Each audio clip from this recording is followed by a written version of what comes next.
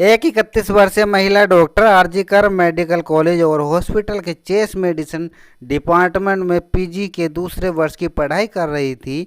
वह गुरुवार 8 अगस्त की रात को हॉस्पिटल के इमरजेंसी वार्ड में नाइट शिफ्ट कर रही थी। रात के 2 बजे उसने कुछ जूनियर डॉक्टरों के साथ खाना खाया और थोड़ी देर आराम करने के लिए वह चेस्ट मेडिसिन बिल्डिंग की तीसरी मंजिल पर स्थित सेमिनार हॉल में चली गई। लेकिन 9 अगस्त की सुबह वह सेमिनार हॉल में एक विचित्र स्थिति में पाई गई। उसके शरीर पर कपड़े नहीं थे और जगह जगह पर लगी चोटों से खून बह रहा था। उस पर तुरंत उपचार किया गया, लेकिन इसके बावजूद उसकी मृत्यु हो गई। पुलिस ने उसके शव को पोस्टमार्टम के लिए भेजा, जिसके बाद यह सामने आया कि रात 3 से 6 बजे के बीच उसके साथ अत्याचार करके उसकी हत्या की गई थी। हम इस कहानी में उस सच्ची घटना को देखने जा रहे हैं कि वह डॉक्टर कौन थी और उनके साथ क्या अत्याचार हुआ था। कोलकाता शहर में मयूरी डॉक्टर की पढ़ाई कर रही थी। दूसरे वर्ष में पढ़ाई करते हुए उसी आरजीकर हॉस्पिटल में वह ट्रेनी डॉक्टर के रूप में काम भी कर रही थी। माता पिता ने बड़ी मेहनत से उसे डॉक्टर बनाया था और डॉक्टर बनने के लिए उसने भी कड़ी मेहनत की थी। अब जब वह पूरी डॉक्टर बनने वाली थी तो घरवाले उसके लिए रिश्ता भी ढूंढने लगे थे। घर में सभी बहुत खुश थे कि अब उनकी बेटी डॉक्टर बन रही थी और लोगों की सेवा करने वाली थी। वो अपने माता पिता का सपना पूरा करने वाली थी। उस दिन भी उसके मन में सिर्फ अपने काम की ही बात थी। उसकी नाइट शिफ्ट थी। हर माता पिता को अपनी बेटी की चिंता होती है और उसके माता पिता को भी यह चिंता सताती थी कि उसने अपने माता पिता को समझाया कि वह एक डॉक्टर है और आगे से उसे ये सब करना ही होगा। लोगों की सेवा करना एक पुण्य का काम होता है। ऐसा कहकर वह घर से बाहर निकली और नाइट शिफ्ट के लिए रात को अस्पताल पहुंची। उसने चारों तरफ राउंड लिया और मरीजों की भी जांच की। उसी रात उसने अपने सहकर्मियों के साथ मैच भी देखा। वह बहुत खुश थी।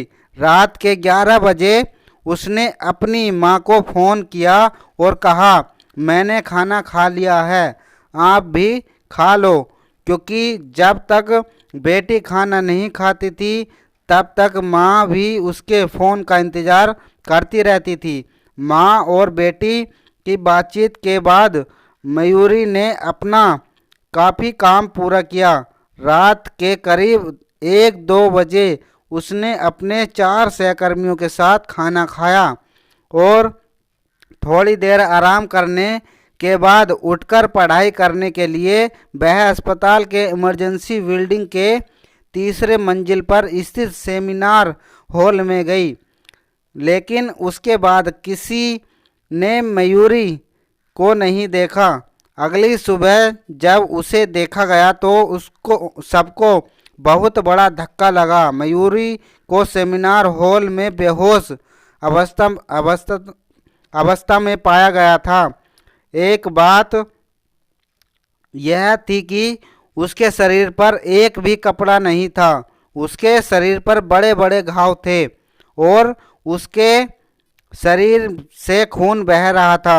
उसका चश्मा टूटा हुआ था जिसकी कांच उसकी आंखों में चली गई थी, इसलिए आंखों से भी खून निकल रहा था।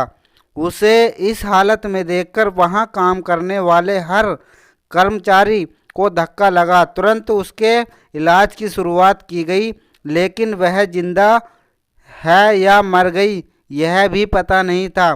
दुर्भाग्य से उस डॉक्टर मयूरी की मौत हो चुकी थी। डॉक्टर मयूरी की हत्या हो चुकी थी और उसके साथ बलात्कार भी किया गया था। पहले बलात्कार फिर हत्या। यह खबर सुनकर हर किसी ने दुख व्यक्त किया। सभी अस्पतालों के छात्रों ने गुस्सा जाहिर किया। उन्होंने सवाल उठाया कि अगर सरकारी अस्पताल में ही डॉक्टर सुरक्षित नहीं है तो फिर दूसरे मरीजों का क्या होगा। आज ऐसे ही सवाल हमारे आपके मन में उठ रहे हैं। इस अस्पताल में इतना बड़ा मामला होने के कारण अस्पताल की प्रतिष्ठा खराब न हो, इसलिए काफ़ी प्रयास किए गए। आरजी के चिकित्सा विभाग के प्रमुख ने मयूरी के परिवार को फ़ोन करके कहा कि आपकी बेटी ने आत्महत्या कर ली है, इसलिए लेकिन इस बात पर उसके माता पिता को विश्वास नहीं हो रहा था। वे सोच रहे थे कि यह कैसे संभव है। मयूरी के परिवार वाले जल्दबाजी में अस्पताल पहुंचे, लेकिन उन्हें अपनी बेटी को आखिरी बार देखने तक नहीं दिया गया। मयूरी की मां वहां के डॉक्टरों से विनती कर रही थी कि और उनके सामने रो रही थी, लेकिन वहां के लोगों को उसकी कोई परवाह नहीं थी। वे सब सिर्फ इस मामले को दबाने की कोशिश में लगे हुए थे। एक मां डॉक्टरों के पैरों में गिर रही थी क्योंकि वह अपनी बेटी को आखिरी बार देखना चाहती थी।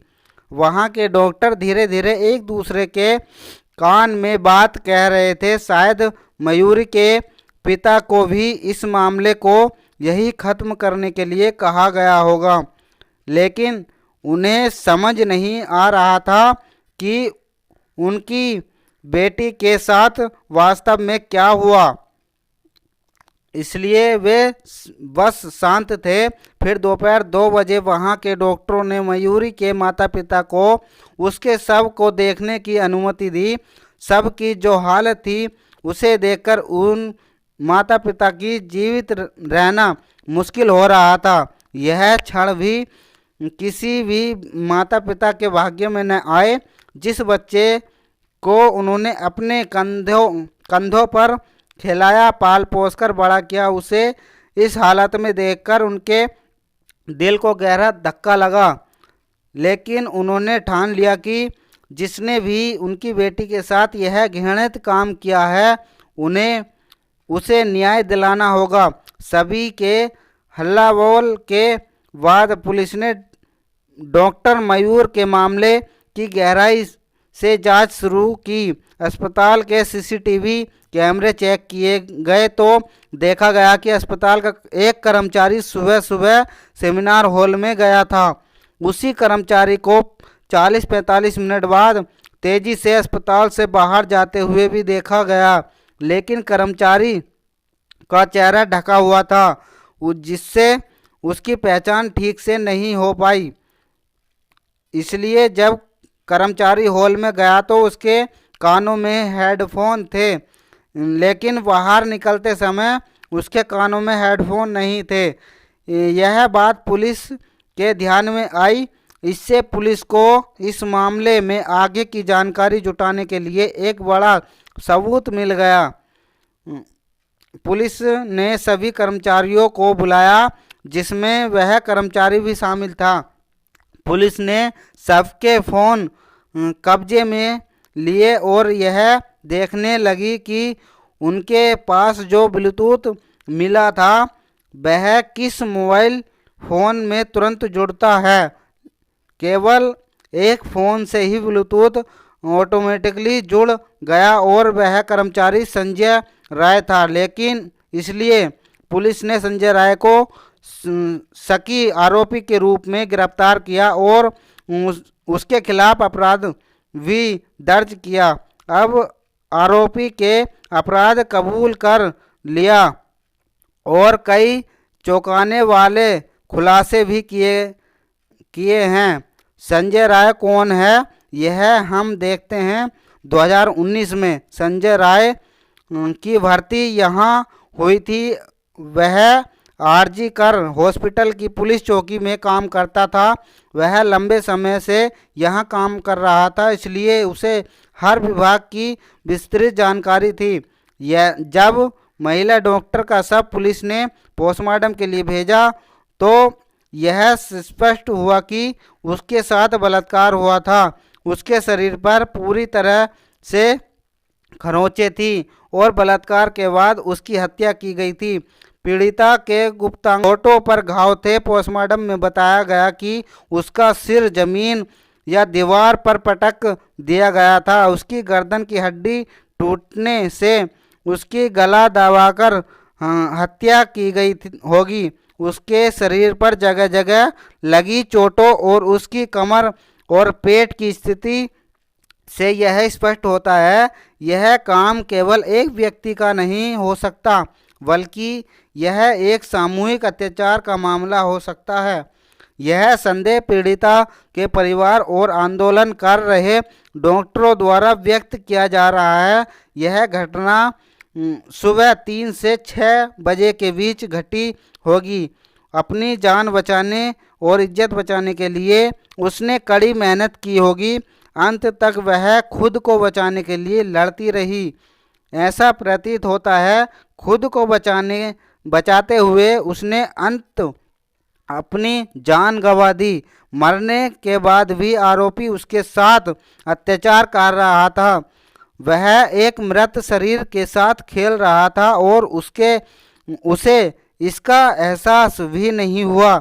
शायद वही काम करने के कारण उसकी नज़र पहले से ही मयूरी पर रही थी और जिस दिन वह उसे उस सेमिनार हॉल में अकेले दिखाई दी, उसके भीतर का राक्षस जाग उठा।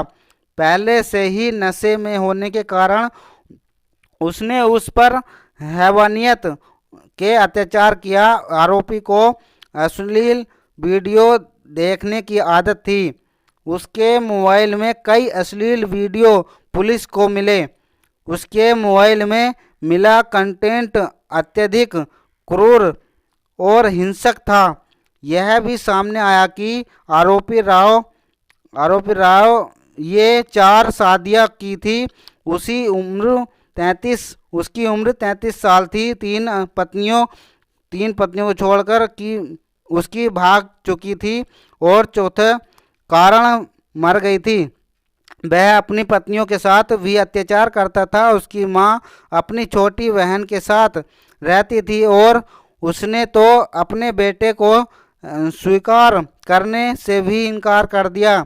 उसकी 2 बहनें अच्छी पदों पर कार्यकर्ता हैं। वे पुलिस इंस्पेक्टर हैं, फिर भी उनका भाई इतनी नीच हरकतें कर सकता है, इस पर यकीन नहीं होता।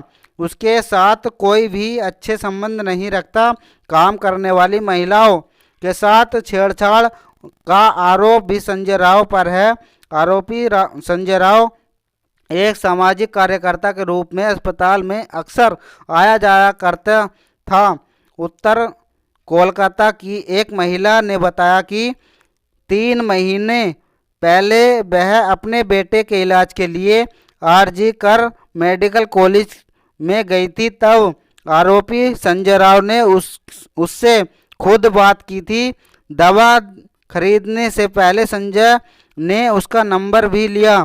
तब से वह इस महिला को फ़ोन करके परेशान करने लगा। उस महिला ने संजय राव पर यह आरोप लगाया कि आरोपी संजय राव इस तरह कई महिलाओं को फ़ोन करके मिलने के लिए दबाव डालता था और चैट वायरल करने की धमकी देता था। इसलिए वे महिलाएं कुछ नहीं कर पाती थीं। वह सहकर्मी महिलाओं को कई बार बहुत परेशान करता था।